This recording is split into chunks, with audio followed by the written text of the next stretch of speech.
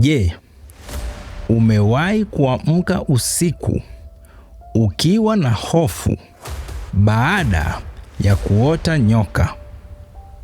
Je, umewahi kujiuliza kwa nini watu wa Biblia waliongozwa na ndoto, lakini leo watu wengi wanazipuuzia? Kuna siri iliyopotea katika kizazi hiki, siri ambayo Abrahamu, Yakobo, Yosefu, Danieli na hata Yosefu mume wa Mariamu alielewa. Katika nyakati za kale, ndoto hazikuwa burudani ya usingizi, zilikuwa ujumbe. Ndoto zilikuwa onyo.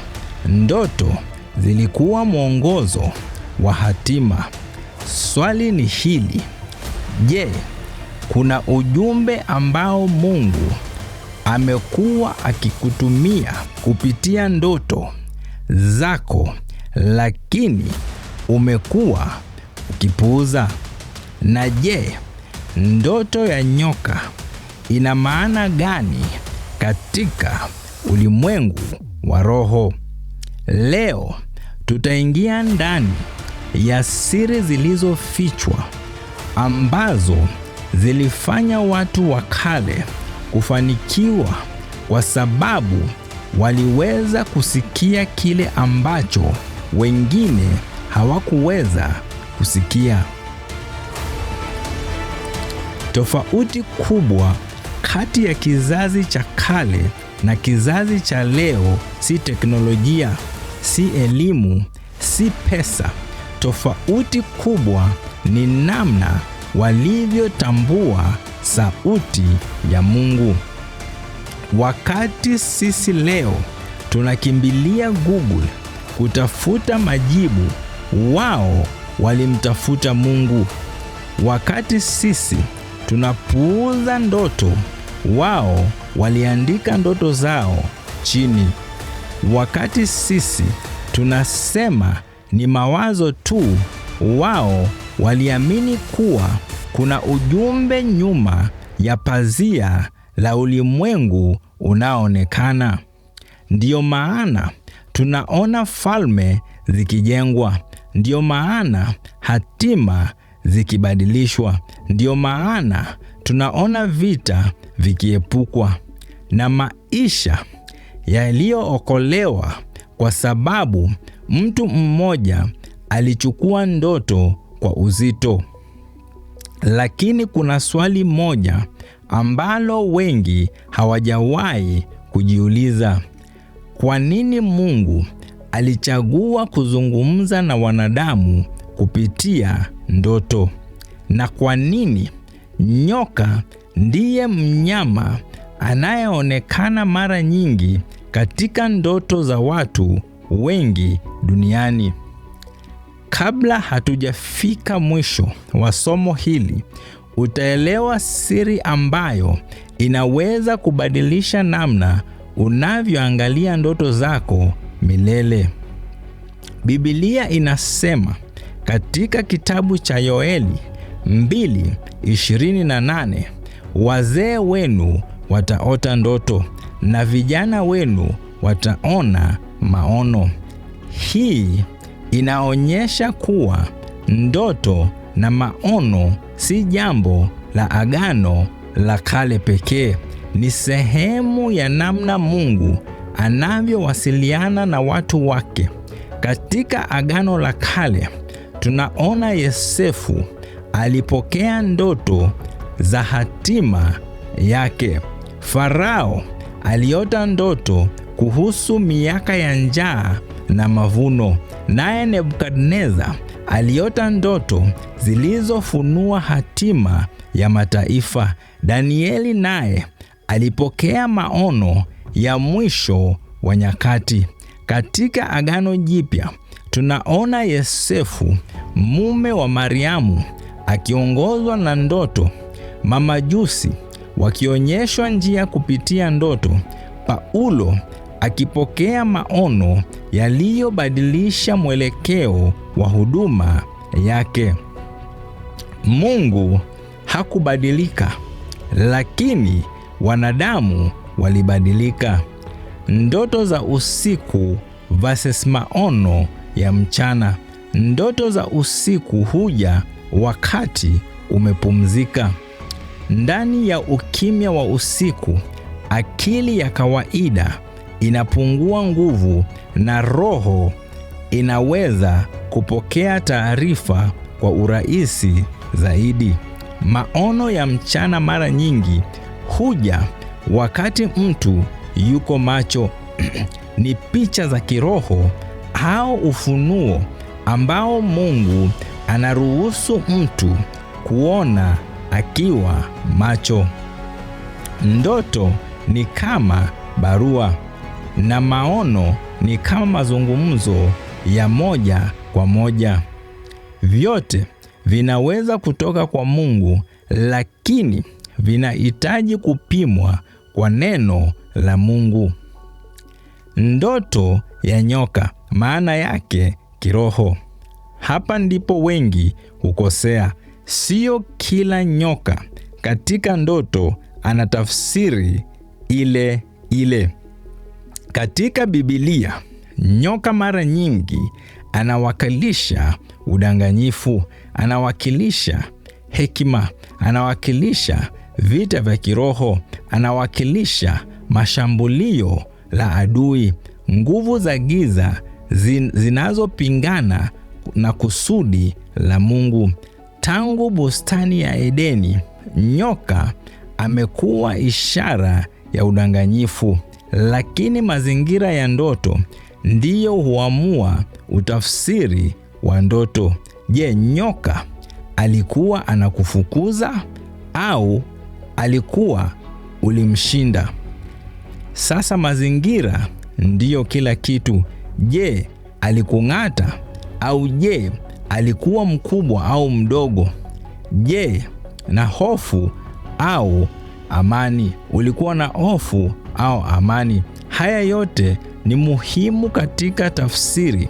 Ndiyo maana tafsiri ya ndoto si ya kubahatisha. Ni ufunuo unaohitaji maombi, hekima na mwongozo wa Roho Mtakatifu. Siri ya watu wa kale. Watu wa kale walielewa kitu ambacho kizazi hiki kimesahau. Walijua kuwa ulimwengu unaoonekana ni matokeo ya ulimwengu usioonekana. Kabla jambo halijatokea duniani, mara nyingi linaonekana kwanza kiroho.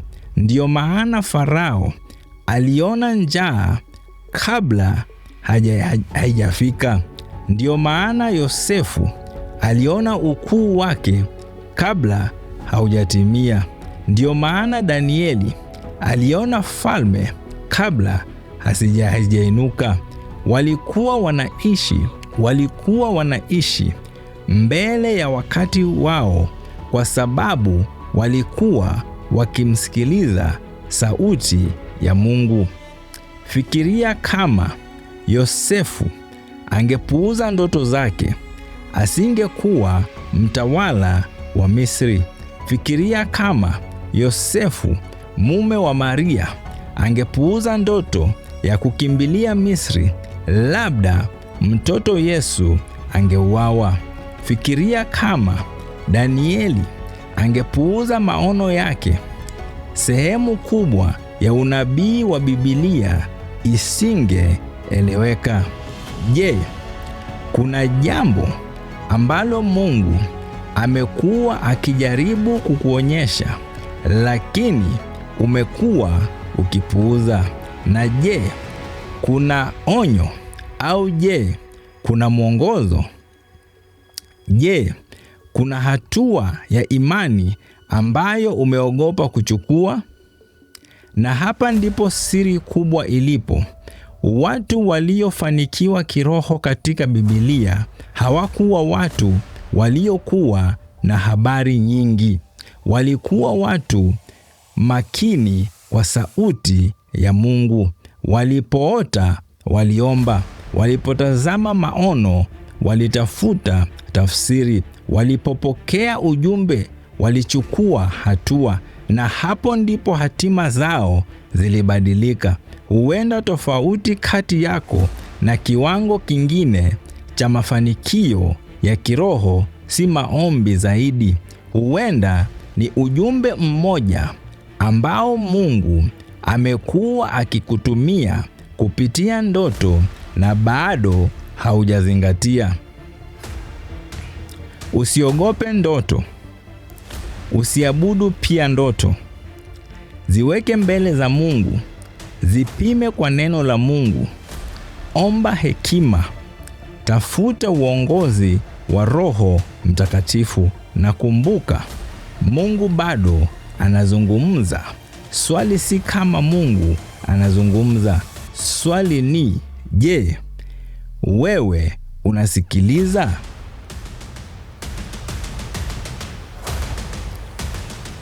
Swali ni, je, wewe unasikiliza?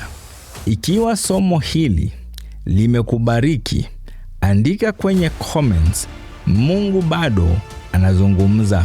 Na pia like video hii, share kwa watu watatu ambao wamekuwa wakijiuliza maana ya ndoto zao, na usisahau kusubscribe kwenye Bethesda Jesus Ministry kwa mafunzo ya kina kuhusu madhabahu, damu, agano, ndoto, maono na siri zilizofichwa ndani ya neno la Mungu. Na pia ningekuomba uweze kusimama na huduma hii, maana ili iweze kukufikia inanigharimu. Na je, kuna ndoto ambayo unaota na inakusumbua sana? Kama una ndoto ambayo imeendelea kukaa moyoni mwako, huwezi kuisahau, au unaamini inaweza kuwa na ujumbe muhimu kwa maisha yako, usibaki na maswali. Piga simu au WhatsApp kwa nambari hii